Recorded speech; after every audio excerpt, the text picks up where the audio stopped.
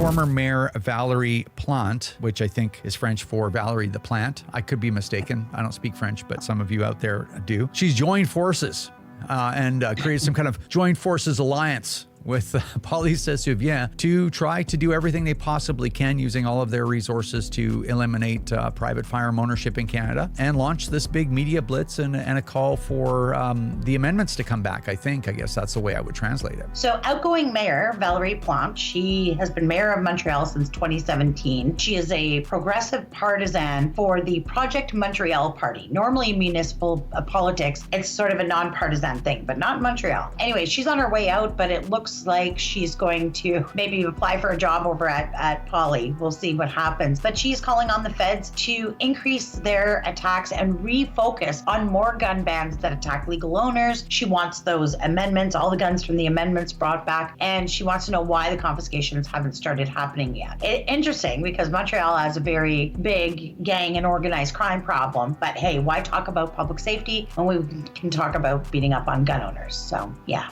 Yeah, it never stops with these people. No.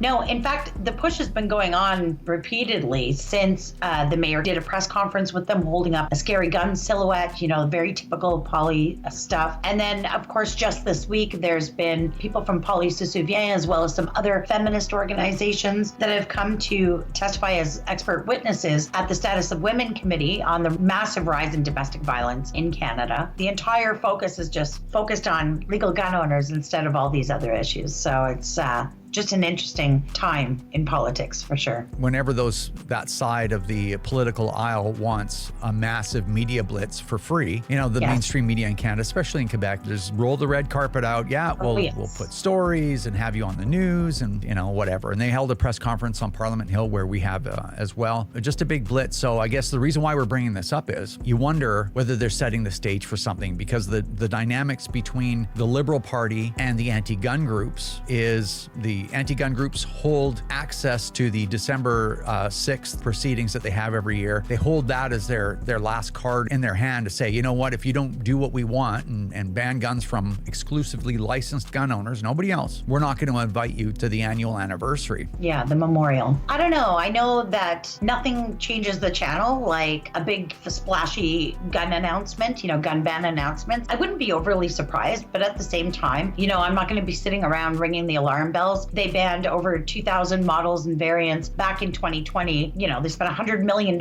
trying to dream up some confiscation program that simply doesn't even exist right now. And they've extended that amnesty out past the very latest possible date for the next federal election. I'm sure that's just a coincidence. So whether they add a big list of guns to the already big list that they've banned is sort of irrelevant to me, because they're not actually ever going to get any of this off the ground anyways. Yeah, and it would be purely political because they know they're not going to be a player at all in federal politics past next October. So they would never get any of these newly banned firearms, even if they did ban a whole bunch of new ones. They would never collect them anyway. It's impossible to get it done. We've got an amnesty that protects us. There's nothing that can force you to do it ahead of time. So it is what it is. Let them print all the lists they want to print. It's completely irrelevant because they're never going to get it done. What a mess. What a mess. That's it. If you want to become a member of the CCFR or possibly donate, you can do that at firearmrights.ca or ccfr.ca. Thanks everyone for watching. Make sure you share the podcast. Take care,